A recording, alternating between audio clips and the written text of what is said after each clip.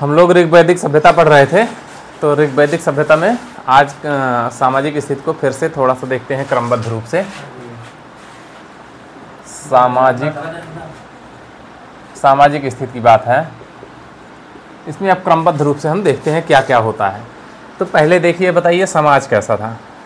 समाज कैसा था बताए थे कल, कैसा? पितृसत्तात्मक। समाज कैसा? पितृ सत्तात्मक था। इसका मतलब क्या हुआ कि परिवार का मुखिया कौन होता था? पिता होता था। परिवार का मुखिया कौन होता था? और जो सामाजिक संगठन था वो गोत्र के आधार पर था या जन्म मूलक था। सामाजिक संगठन कैसा था? सामाजिक संगठन ये गोत्र या वंश मूलक था। वंश मतलब यह वंश के यहाँ, ठीक, गोत्र या जन्म मूलक या वंश मूलक।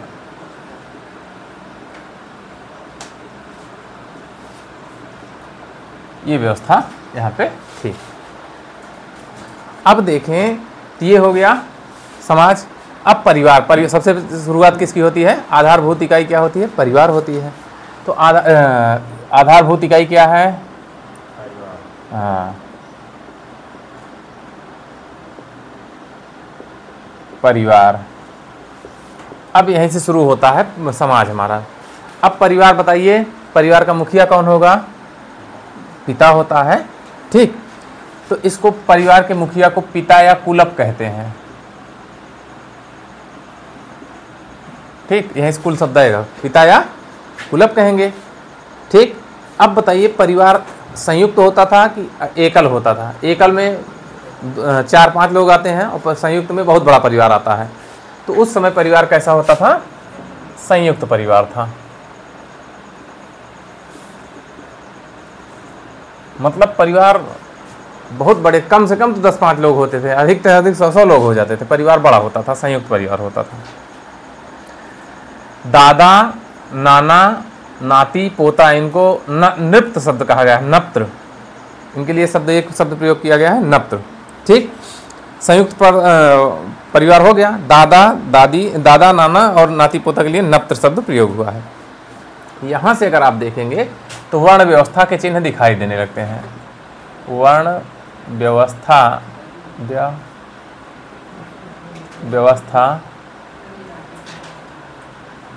के चिन्ह दिखाई देने लगते हैं। लेकिन जो इस समय वर्ण व्यवस्था है वो जन्म आधारित नहीं है, ठीक है, वो कर्म आधारित है। जो जैसा काम करेगा उसको वही वर्ण माना जाता था। तो कैसे है? भी कर्म आधारित है, जन्म आधारित नहीं है। जैसे अभी क्या है? जन्म आधारित है। पहले क्या था? ऋग्वैदिक काल में ये कर्म आधारित है, जन्म आधारित नहीं है, ठीक। अब यहाँ से देखिए समाज कैसा है। तो 2-3, अगर किसी समाज की पहचान करना है समाज कैसा, 2-3 चीज़ें देख लीजिए तो आपको पता चल जाएगा कि समाज कैसा है। एक, महिलाओं की स्थिति कैसी है, इसको देख लीजिए तो आप समाज पता चलेगा समाज सभ्य है, असभ्य है, कैसा है। दूसरा, वृद्ध की स्थिति कैसी है, तब पता चल जाएगा समाज कैसा है। तीसरा, बच्चों। ये 3 लोगों की स्थिति आप देख के किसी भी घर, परिवार, समाज, गांव और कहीं की भी स्थिति का अंदाज़ा लगा सकते हैं कि वो कैसा होगा, ठीक। आप कहीं जाइए, किसी घर में गंदे कपड़े वैसे आ रहे हैं बच्चे, तो मान लीजिए, और बढ़िया एकदम साफ़ सुथरा ठीक ठाक ना, तो वहाँ से वृद्धों की स्थिति देखिए, वो साफ़ सुथरे बैठे हैं, उनकी सेवा पानी हो रही है, तो अच्छा परिवार है ना। नहीं तो वैसे पड़े हुए हैं, कोई नहीं पूछ रहा है, तो खराब परिवार है। तो ये 3-4 चीज़ें से किसी भी समाज की स्थिति पता लगती है। तो हम यहाँ स्त्रियों की स्थिति देखते हैं। तो ऋग्वैदिक काल में स्त्रियों की स्थिति बहुत अच्छी थी, ठीक। तो समाज में स्त्रियाँ आती हैं, स्त्रियों की स्थिति अगर देखें तो इनको पिता के संपत्ति में बराबर हिस्सा मिलता था। पहला, इनको पिता की संपत्ति में बराबर हिस्सा मिलता था। दूसरा क्या था? पति के साथ यज्ञ कार्य में भाग लेती थी।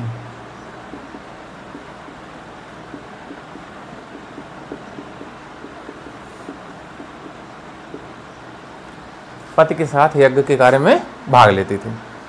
बाल विवाह, सती प्रथा,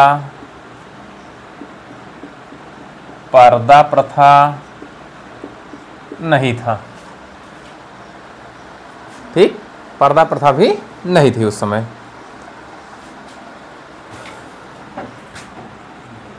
विधवा विवाह और पुत्रियों का उपनयन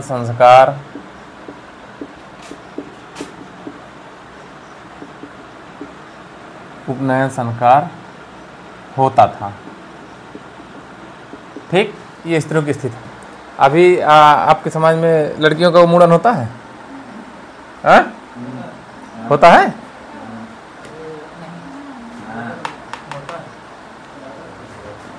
आधे लोग कह रहे हैं होता है, आधे लोग कह रहे हैं नहीं होता।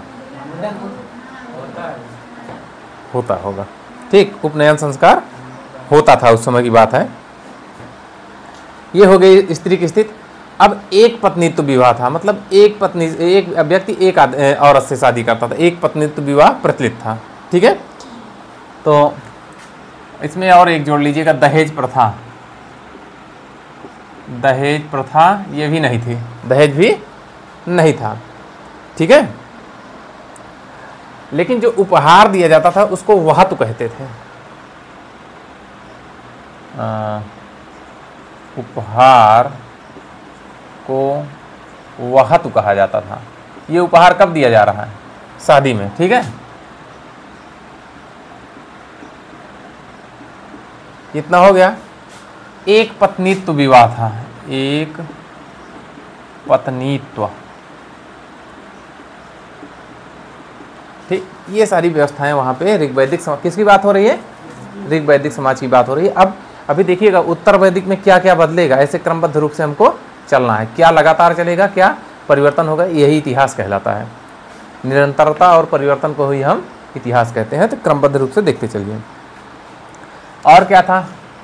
तो शिक्षा मिलती थी ना इनको, शिक्षा के द्वार खुले थे। आज की स्थिति थी? आज खुला है कि नहीं? खुला है, तो यही स्थिति वहाँ भी थी। ठीक, अब इस वहाँ से मिलाइए। दहेज प्रथा वैसे नियमतः कानूनी रूप से तो रोक है, तो वहाँ भी रोक थी। ठीक, बाल विवाह कानूनी रूप से रोक है, वहाँ भी रोक थी। मिलाइए अब आज के समाज को वहाँ से। सती प्रथा आज रोक है कि नहीं? वहाँ भी नहीं थी। पर्दा प्रथा खत्म हो रहा है कि नहीं? वहाँ भी नहीं था। आज वाला समाज वहाँ शिफ्ट करिए। ठीक, समझ लिए हम लोग कहाँ पहुँच रहे हैं? ऋग्वैदिक समाज में। अब देखिए विधवा विवाह होता है कि नहीं? हो रहा है ना। पुत्रियों को देखिए सुप्रीम कोर्ट ने आदेश दिया पुत्र के बराबर मिलेगा उनका हिस्सा। अगर पुत्री भी नहीं है तो नातियों को मिल जाएगा ना। ये हो रहा है। आज के समाज को सेट करिए अब इसको। उपहार तो दहेज तो नहीं है, लेकिन उपहार दे सकते हो, आज भी है। वह तो हो गया, एक से अधिक शादी कर सकते हो। हिंदू में तो नहीं है, तो आज ही का समाज है। और शिक्षा के द्वार खुले हुए हैं, तो आज वाला समाज ऋग्वैदिक में शिफ्ट कर दीजिए। ठीक है, एकदम सेम टू सेम यही कर दीजिएगा, तो वहां पे बैठ जाएगा। ठीक है, फिर आजीवन अविवाहित रहने वाली स्त्रियों को क्या कहते थे?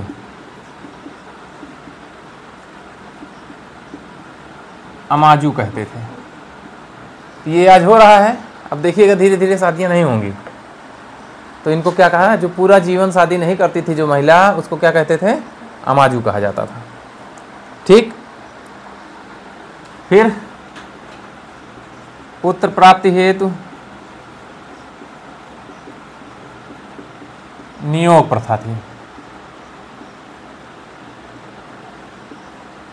पुत्र प्राप्ति हो नियोग प्रथा थी। अर्थात इसका मतलब हुआ कि स्त्री अपने देवर के साथ संसर्ग कर सकती थी, सहचर्य कर सकती थी।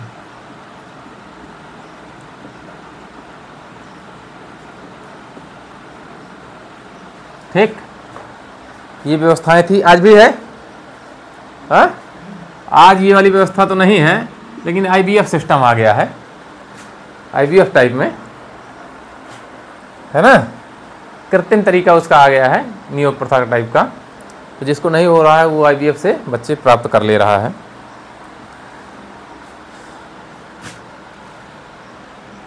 दास प्रथा का मिलता है, दास प्रथा का प्रचलन था, आज है कि नहीं है?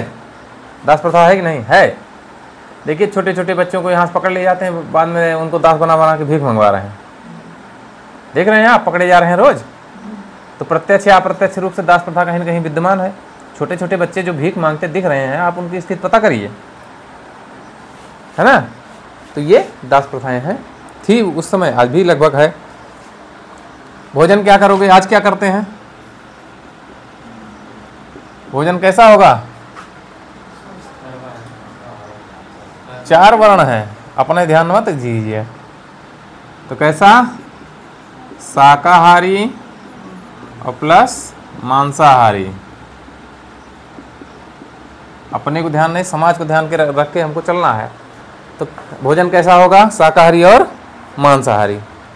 और क्या होगा? आज भी है, सोम है,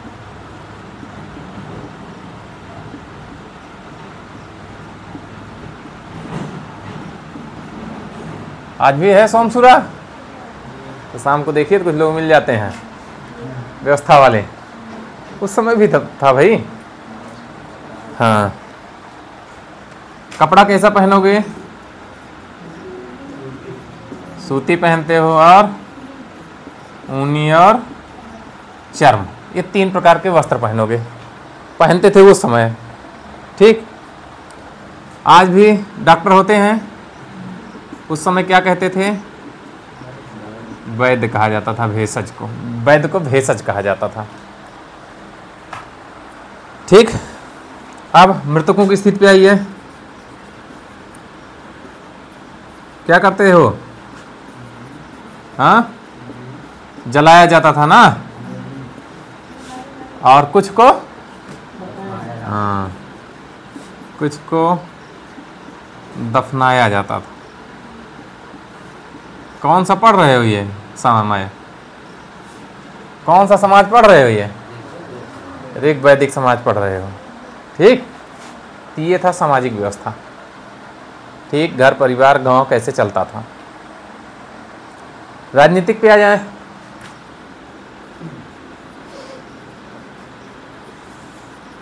तो सबसे छोटी स्थिति किसकी थी?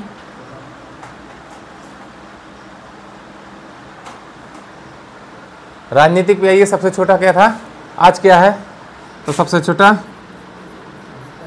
परिवार। परिवार को मिलाओ क्या बनेगा? है? परिवार को मिला दोगे गांव बन जाएगा। गांव को मिलाओगे क्या बनेगा? 20। 20 को मिलाओगे क्या बनेगा? और जन को मिला दोगे क्या बन जाएगा? राष्ट्र। ठीक, परिवार का मुखिया कौन होगा? है? कुलप। गांव का ग्रामणी। 20 का विस्पति। जन का जनपति। और राष्ट्र का। ठीक, मामला समझ में आ रहा है राजनीतिक व्यवस्था कैसे है। अब एक राजनीतिक व्यवस्था में एक युद्ध पढ़ना है, दशराग युद्ध, सुने हैं इसको? तो पूछा जाता है ये। तो सबसे पहले पूछा है किस नदी किनारे हुआ था? तो ये हुआ था परुष्णी। तो कल बताए थे परुष्णी को और क्या कहते हो? रावी। ठीक, तो दशराग युद्ध किसके बीच हुआ था? परुष्णी और रावी नदी के बीच, परुष्णी या रावी के तट पर हुआ था। किसके बीच हुआ था? एक भारत वंश के राजा थे सुदास, और 10 अन्य राजा थे, जिसमें 5 आर्य थे, 5 अन्य थे। इन लोगों के बीच हुआ था और अंततः भारत वंश के राजा सुदास विजयी हुए थे। ठीक, भारत वंश के राजा सुदास प्लस 10 राजा, इन दोनों के बीच हुआ। सुदास जो हुए विजयी हो गए थे। ठीक, इतनी बात समझ में आई। पीछे पूर्व प्लस भारत मिलकर कहलाए आपका कुरु, और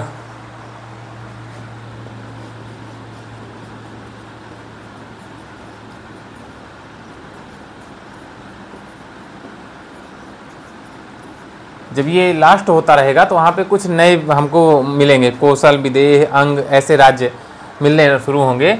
लेकिन अभी देखें, पूर्व, तुर्वस, अनुद्रुह युद्ध 5 वंश थे पीछे, हाँ, ऋग्वैदिक में। अब क्या हो रहा है, ये अभी धीरे धीरे मिलना शुरू होंगे। ये उत्तर वैदिक काल आते आते ये पूर्व और भरत मिलके क्या बन जाएंगे, कुरु। और तो राजनीतिक जो था, दशराग युद्ध बहुत प्रचलित है। ये पूछा जाता है किस नदी किनारे हुआ था, रावी या परहुणी के तट पर हुआ था। और इसमें राजा सुदास और 10 राजा अन्य थे, जिसमें 5 राज्य भरत, 5 राज्य थे आर्य और 5 अन्य थे अनार्य। 5 आर्य प्लस 5 अनार्य थे, इन दोनों के बीच हुआ। ये हार गए, ये विजयी हुए राजा सुदास। तो ये था युद्ध। ठीक,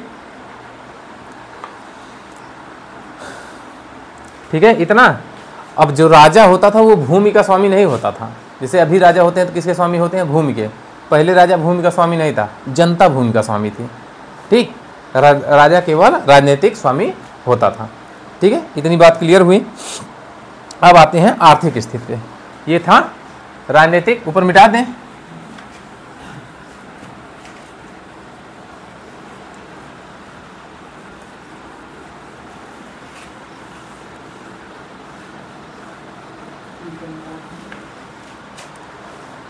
आर्थिक पे आते हैं ना, राजनीतिक हो गया, आर्थिक पे आ जाइए। 5 पार्ट हमको हर टॉपिक से पढ़ने हैं, तरीका वही होगा। आर्थिक पे आते हैं।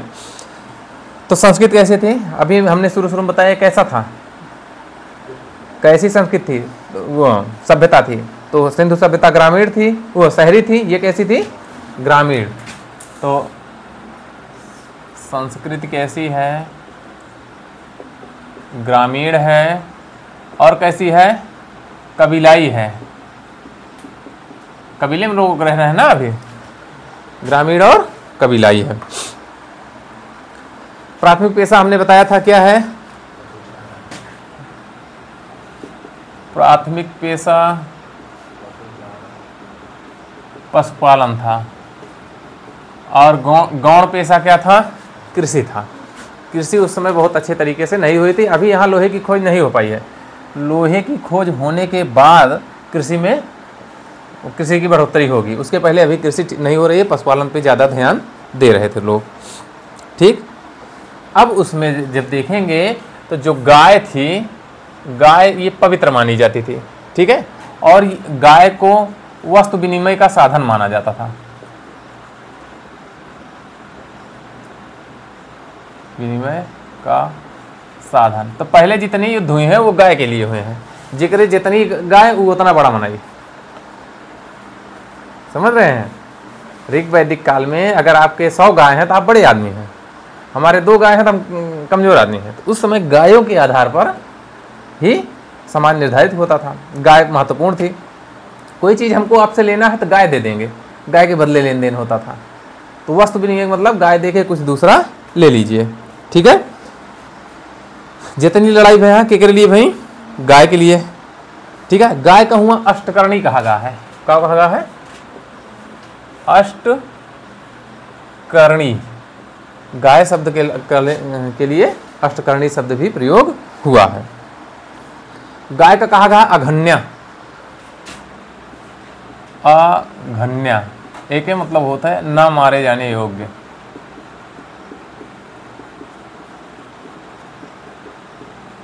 चलो आज की स्थिति बतावा, गाय मारे जाने योग्य है? नहीं ना, आज भी अघन्य है ना, पवित्र है कि नहीं?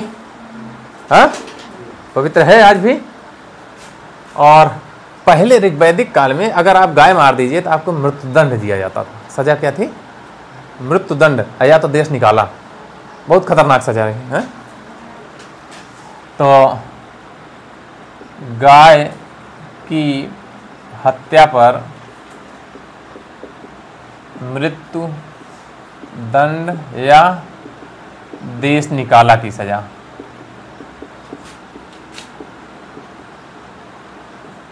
पूरा समझ में आता है समाज कैसे चलता है। वह समय समाज, वैसे में हम तो हुए तो बड़ा नहीं बने खुद तो क्या करे परत, पढ़े परत गाय खरीद लिया, गाय खूब कर लिया, है ना। तो गाय का मूल्य है, हर समाज में अलग अलग चीजों का मूल्य बढ़ता जाएगा।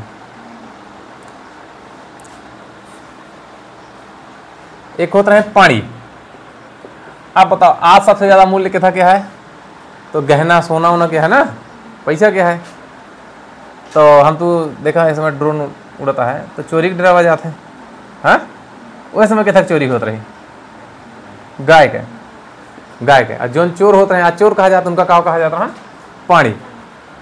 तो पानी क्या होता है? गाय चोरी के लिए कुख्यात रहे, विख्यात नहीं होते हैं, कुख्यात होते हैं।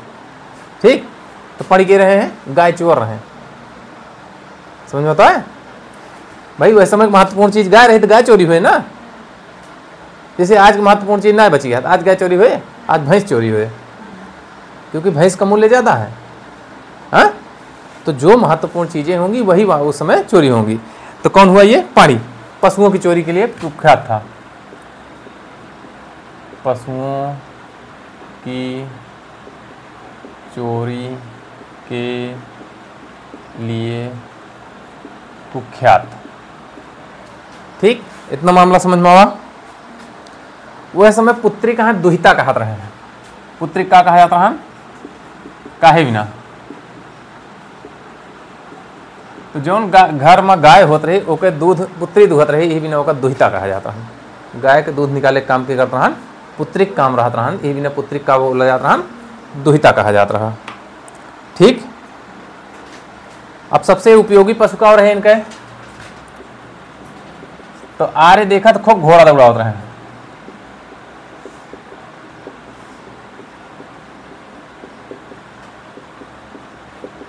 तो प्रारंभ में हमारे तो पास गाड़ी घोड़ा साइकिल तो रही नहीं, उनका कहूँ जाए रहत रहन तो जानवर प्रयोग कर रहे हैं। और अंत में उनका सबसे बढ़िया काम मिल गया घोड़ा। स्पीड अच्छी है ना, जहाँ चाहे तहाँ लग जा सकते हैं। तो घोड़ा उनके बहुत प्रिय पशु बन गया है, उपयोगी। एक अलावा गाय बैल भैंस बकरी ऊँट सब रहे हैं। गाय बैल भैंस बकरी ऊँट ये सब जानवर होते हैं, लेकिन सब इससे महत्वपूर्ण का रहने हाँ घोड़ा रहने। ठीक, खेती पे आइया। तो ऋग्वेद में हम जब ऋग्वेद बतावत रहे तो हम बता रहे चौथे मंडल में कृषि का प्रावधान भाव है। चौथे मंडल में अगर कृषि है, तीसरे मंडल में बता रहे हैं कि ऋग्वेद के गायत्री मंत्र है, चौथे में बता रहे कृषि का वर्णन है।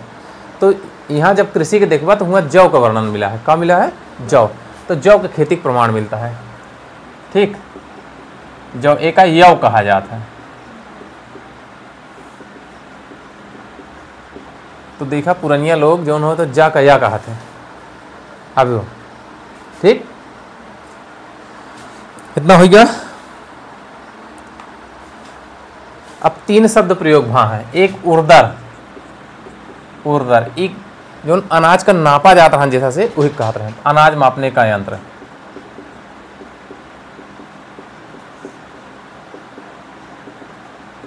उर्दर होगा। एक और रहन धान्य,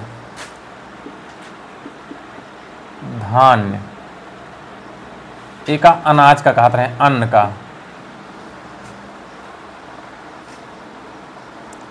अनाज या अन्न का कहा जाता है।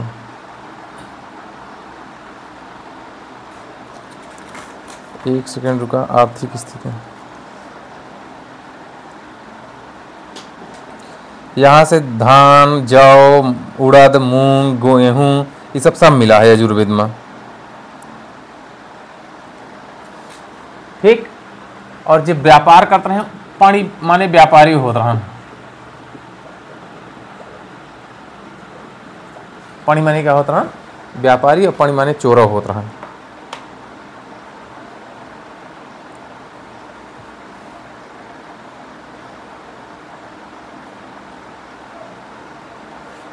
भैया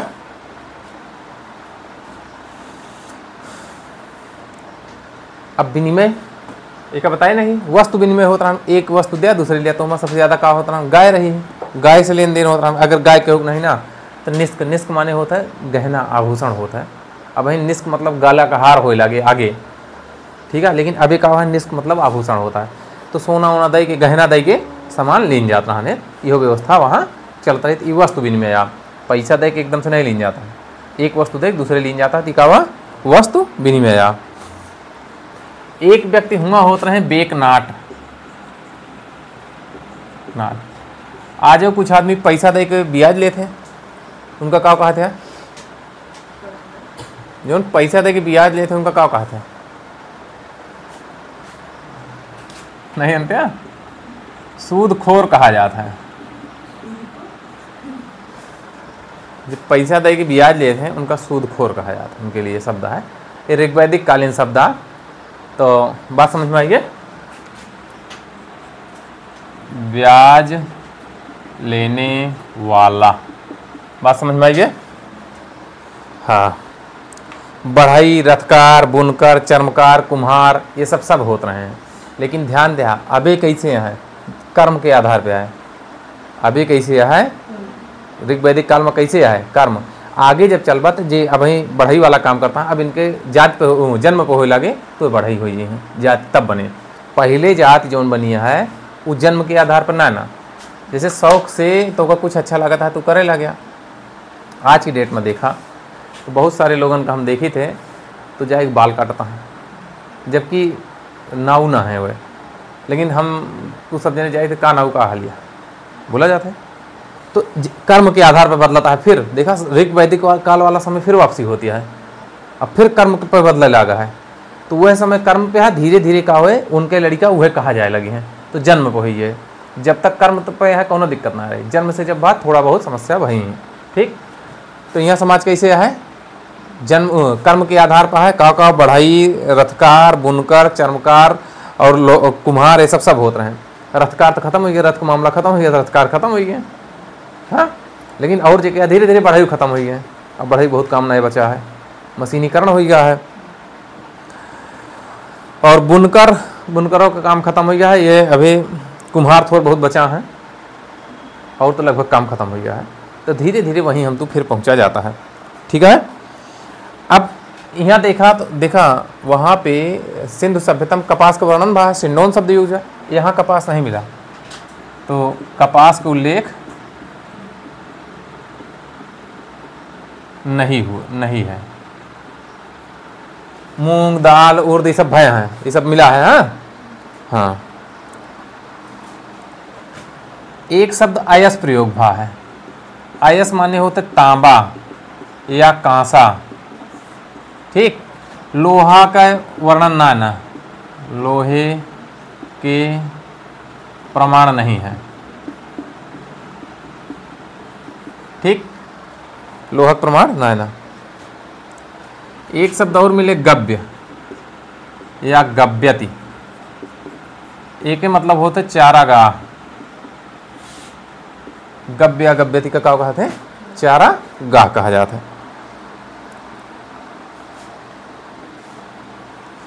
एक और शब्द मिले कुसीद, एक का कहा था ऋण लेने या बलि देने की प्रथा।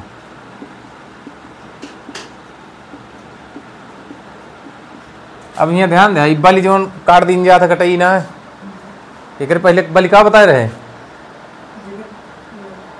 एक पहले जब हम बताए रहे तो बलि का रहा, एक कर रहा जो स्वैच्छिक रूप से राजा के दिन जाता रहा, नहीं यहाँ बलि सोचा कटई काटे वाला है। बलि का हुआ या तो ऋण लेव, या तो बलि मतलब उपहार जो दी जाता रहा राजा का है वही बलि कहा जाता है। यहाँ यज्ञ वाला बलि न माने जाएगा, ठीक। तो कुसीद कहा जाता है उनका, जो उपहार दिन जाता है उनको कुसीद कहते रहे, ठीक। अब कि अर्थव्यवस्था की बात होती है, कृषि के, तो तनी आज के डेट में आ गया उर्वरा एक शब्द यूज होता है, एक याद कर लिया, एक मतलब जुता हुआ खेत,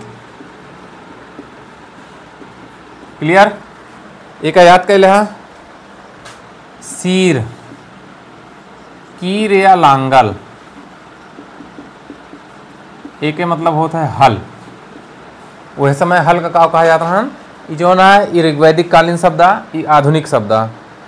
उर्वरक का कहते रहे जोता हुआ खेत, कीर या लांगल का कहते रहे हल। फिर है करीस, करीस या सकृत, एक मतलब होता है गोबर, करीस या सकृत का रहा गोबर। फिर सीता एक शब्द आए, हल की रेखाएं, अगर पढ़े होगा या कहूँ कथा वथा हम देखा होगा सीता का जन्म कहाँ से हुआ है, अगर कभी वो देखे होगा कोनो तो यहाँ ही मिला हो ये शब्द आपका ना, कि सीता का जन्म हल की रेखा से हुआ है। तो सीता शब्द के लिए हल की रेखा। फिर एक शब्द मिले अवल, अवल माने होते कुआं, पुराने लोग इस पूछ पर देखा बता दी हैं, अवल, अवल माने कुआं होता। फिर कीवास, कीवास माने हलवाहा, ठीक। उर्दर, उर्दर ये देखा है बताया है, उर्दर या हवा, उर्दर माने अनाज मापने का यंत्र। फिर पर्जन्य, एक मतलब होता है बादल, पर्जन्य का मतलब बादल। कृत्तिवास, एक मतलब चर्म धारण करने वाला।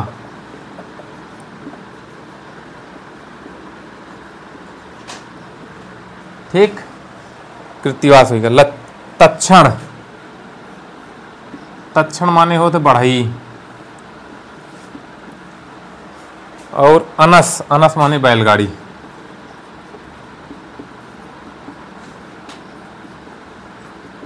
ये कुछ शब्द हैं जो ऋग्वैदिक कालीन शब्द हैं, आवाज की डेट में इनका कहा है।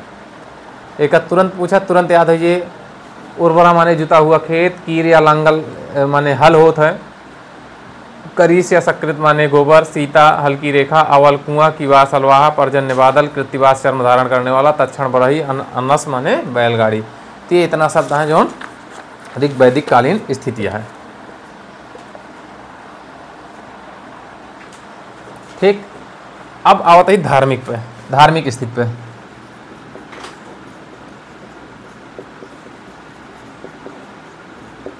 ठीक,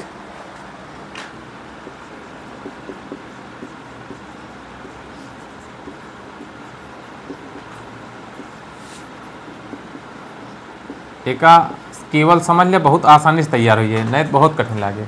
चला इधर बतावा धार्मिक आवत है, तो जो धार्मिक कर्मकांड अपनी यहाँ की जात है, कथा सुनाओ, रामायण कराओ, ये सब काहे भी ना कराई जात है, भागवत है काहे लिए कराई जात है, हमारा घर परिवार खुश रहा है, सब सुखी रहे। पहले ये भी ना होता है। ठीक, तो तब के सुख में अब के सुख में अंतर आ गया है। अब भौतिक सुख चाहिए, गाड़ी हो, घर हो, जमीन हो, ये सब चाहिए। पहले दूसरा चीज चाहत रहा, तो काहे लिए किन जाता है, का चाहिए भौतिक सुख चाहिए। तो तब के लिए भौतिक सुख का रहन है, तब ये सब रहा नहीं बा तो जरूरत ना रही। तो तब के लिए भौतिक सुख दो ही रहन है, एक चाहे पुत्र हो जाए और दूसर का चाहिए, दूसर का सुख का रहन, बड़ा मनई बने भी ने कहा चाहिए गाय चाहिए। तो एक की बेटवा रहा है और दूसर गाय रहा है, दो चीज जकरे हो जात रहे वो खुश। आज की डेट में देख लिया, लड़का होता है बेटवा हो गया तो खुश। समाज बहुत बदल चुका है, लेकिन अभी गांव गिराव में बहुत बचा है तबो। और अगर जानवर है भैंस वैस, अगर पणिया दे दी तब खुश है ना। और फिर देवी देवता मान लीजिए, उनके पूजा वूजा होए, कथा सुनबे, ऐसी व्यवस्था है जो यही पहले रही। ऐसे समझे बहुत आसान बने। बहुत आसान बैठे। ठीक, तो धार्मिक कर्मकांड कहे बिना की जाए, भौतिक सुख के लिए भौतिक सुख कहाँ से प्राप्त हुए, तो हर समय के अलग अलग परिस्थिति है, अलग अलग मांग रहे। तो वह समय परिस्थिति रही पुत्र और पशु मिल जाए, 2 चीज़ मिल जाए, आदमी खुश है। ठीक, आज के अलग है, आज भौतिक सुख चाहिए, घर चाहिए, AC कूलर फ्रिज पंखा, गर्मी ठंडी न लगे, उस समय की जरूरत ना रही। ठीक, आगे देवता आर्य रहे ना, यहाँ कहे आर्य कैसे रहे हैं, अपनी यहाँ कहे देवता पूजा जाता, अपनी देवता कितना है, बहुत देवता है। तो कैसा है, बहुदेववादी है, आर्य और बहुदेववादी रहे। लेकिन फिर ध्यान दे, यहाँ बहुत देवता हैं, लेकिन अगर एक व्यक्ति से पूछा जाए तू क्या माना था, तो एक देवता केहू न केहू सब जमाने माना था। तो बहुदेववाद होते हुए हम तो एकेश्वरवादी है, जिसे हम सबका नहीं माना जाता। केहू हनुमान जी को बहुत अच्छा मानता है ना, केहू शिव जी का मानता है, हाँ सब देवता हैं, लेकिन हर व्यक्ति एक का मानता है। तो बहुदेववादी होते हुए समाज कैसा है, एकेश्वरवादी है। बात समझता क्या होता है कि मतलब है, बहुदेववादी होते हुए भी आर्य समाज कैसे है, एकेश्वरवाद है।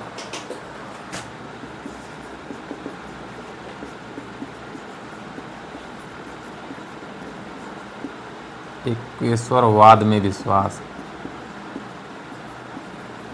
और एक चीज़ यहाँ तनी ध्यान सुनिया, थोड़ा सा बोले से बचे का है। हम तो कोनो देवता को बहुत अच्छा मानते हैं, कोनो बहुत मान ले कि भगवान ही काम हो जाए चाहिए हमें, अगर ना भर देवता बदल नहीं जाता। एक यहो समस्या होत है, फिर दूसरा देवता को माना जाए लगत है, जबकि ये सब ना हो चाहिए, सब बराबर हैं, लेकिन ये व्यवस्था होत है। सही है, बहुत ऋषि आवा जाता है, फिर ट्रांसफ़र कर देंगे, तू नहीं सही है। हाँ, वहाँ पे व्यवस्था रही भैया। अब उपासना का तरीका अलग अलग होता है।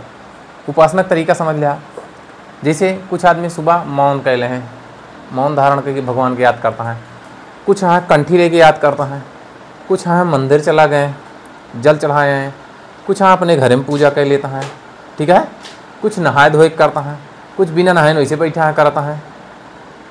लेकिन ये आए सब अपने अपने देवता को याद करता है, तरीका याद करे क्या, लेकिन तरीका अलग अलग है। तो उपासना जो होती है, सब उपासना करता है, लेकिन तरीका सबका अलग अलग है। ठीक, तो बहुदेववाद तो है समाज, लेकिन ओकरे साथ साथ का है एकेश्वरवादी है। इतनी बात समझ में आई। अब अहमद एक बात, आज के समाज में देवियों के अपनी यहाँ देवियों की मात्रा ज़्यादा है, संख्या ज़्यादा है, मात्रा नहीं संख्या ज़्यादा है। वह समय देवी नाम मात्र नहीं रही, मान के चला केवल 3 देवी के नाम मिलत है, उषा, अदिति और सूर्या, 3 देवी के नाम मिलत है। और ऋग्वैदिक काल में देवी का वर्णन नैना। ठीक, तो कुछ देवता हैं वे कौन कौन केथा के लिए माना जाता है। जैसे आज है तो इंद्र देवता हैं, तो कहीं भी ना उनका माना जाता। वर्षा हो लगे, हे इंद्रदेव जी खूब वर्षा हुआ, हे इंद्रदेव जी अब बस करा बहुत होएगा है। और बादल चढ़ के आंधी तूफान आवे लगता, के कृपा भया है इंद्र के, है ना। आज भी वही है ना, पहले यही रहे इंद्र जी, पहले यही इंद्र जी रहे हैं। ठीक, तो ऋग्वैदिक कालीन कुछ देवता देखा जाता है, वो कौन कौन काम में उनके पूजा होत रही है। तो सबसे महत्वपूर्ण जो देवता रहे इंद्र रहे। कल हम जब ऋग्वैदिक काल बताते रहे तो हम बता रहे 250 बार इनका प्रयोग हो रहा है। इंद्र के 250 बार प्रयोग उनके भा है। ठीक है, इनका युद्ध के नेता कहा जाता है। वर्षा देवता इनका माना जाता है, युद्ध का नेता वर्षा के देवता, आंधी तूफान के देवता,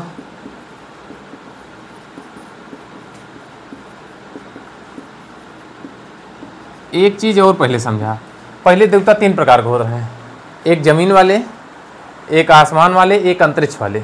देवता 3 प्रकार के होते हैं, एक एक का सुन लिया। पहले आकाश वाले देखा, सूर्य, धौस, वरुण, मित्र, पूषण, विष्णु, सविता, आदित्य, उषा, अश्विनी, ये सब कहा रहे हैं आकाश के देवता रहे। अंतरिक्ष के देवता इंद्र, रुद्र, मारुत, वायु, पर्जन, यम, प्रजापति। और पृथ्वी के देवता अग्नि, सोम, पृथ्वी, बृहस्पति और सरस्वती। पहले सरस्वती के था क्या, पृथ्वी के देवता रही हैं। हाँ ठीक है, धीरे धीरे ये विद्यक देवी बन गई हैं। ठीक, अब हिमा से एक किया हो जाता है कौन, इंद्र। इंद्र पढ़ा गया, इनका पुरंदर कहा जाता है। इंद्र के इतनी पर्यायवाची हैं, इतनी पर्यायवाची हैं, इंद्र का इतना नाम प्रयोग हुआ है। रथेष्ठ, रथेष्ठ मतलब कुशल रथ का योद्धा, विजयेंद्र महान विजेता, पुरंदर शत्रुओं के पूर्व माने किला होता, किलों को जीतने वाला, सोमपाल सोम का पालन करने वाला, शतक्रतु ऐसी शक्ति धारण करने वाला, वृत्तहन, मधवा, ये सब इनके नाम मिला है हुआ ऋग्वेदिक काल में। ठीक, इंद्र हुई है। उसके बाद नंबर 2 पे होता है अग्नि। अग्नि के लिए कितना शब्द रहन है, कई बार प्रयोग भरा, तो ये 250 रहन है, ये 200 रहन है। अग्नि का प्रयोग कितनी बार हुआ है, 200 बार। ठीक, तो ये मनुष्य और देवता के बीच मध्यस्थता करते हैं, मनुष्य प्लस देवता के बीच मध्यस्थता। अभी के अगर कारण देखे चाहते हो तो होम अज्ञार या कहूँ भी की जात अग्नि का यूज की जाता है, तो देवता से संपर्क हम आता है कराओ थे, मरे के बाद देखा जला दी जाता है, देवता संपर्क हो जाए। ठीक, तो इनके अग्नि का यूज होता है। फिर आवत है वरुण, तीसरा कौन रहे हैं, वरुण। 30 बार इनका प्रयोग हुआ है ऋग्वेद में। पृथ्वी और सूर्य के निर्माता इनका माना जाता है, पृथ्वी सूर्य के निर्माता। ठीक, और समुद्र के देवता, समुद्र के देवता। एक मतलब सिंपल समझा कि वरुण जी जो है ये सब के निर्माण करता है, चाहे सूर्य हो, पृथ्वी हो, समुद्र हो, सबका। ठीक है, सत्य के प्रतीक। अब देखा तो वरुण का क्या है, सूर्य, पृथ्वी, चंद्रमा, समुद्र सब बनाए, दिन रात नहीं बनाई है, दिनों रात इन्हीं की वजह से हुई ना, तो दिन रात के निर्माण करता, परिवर्तन करना था, ऋतु परिवर्तन इन्हीं की वजह से हुए, तो सब इन्हीं वरुण क्या है। फिर आए दौ, ये हैं आकाश के देवता और सबसे प्राचीन देवता हैं।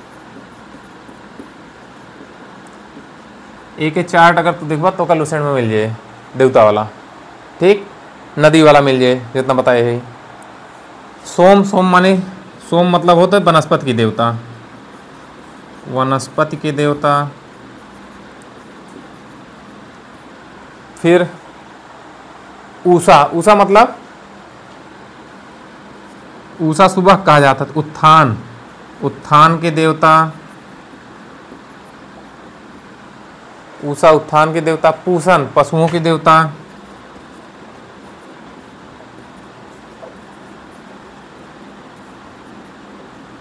ये उत्तर वैदिक काल में शूद्र के देवता बन गए हैं, पूषण जो है। ठीक, विष्णु, विष्णु विश्व के संरक्षक,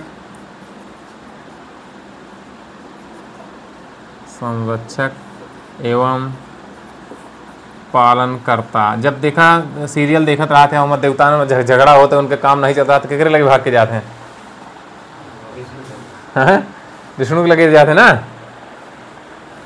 जब देखा कोनो सीरियल उरियल, जब देवता कोनो लगी नहीं लगा तो भाग के कहाँ जाते हैं, विष्णु भगवान लगे ना, तो विष्णु देवता हैं। अश्विनी, अश्वनी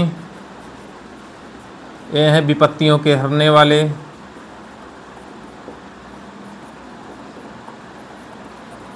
हरने वाले।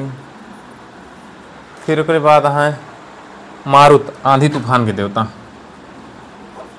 मारुत आंधी तूफान के देवता। अब एक मिले अरण्ययानी, अरण्ययानी माने जंगल के देवता। ठीक, यहाँ के बाद अब चले उत्तर वैदिक काल, तो यहीं आज खत्म करते हैं, कल उत्तर वैदिक काल।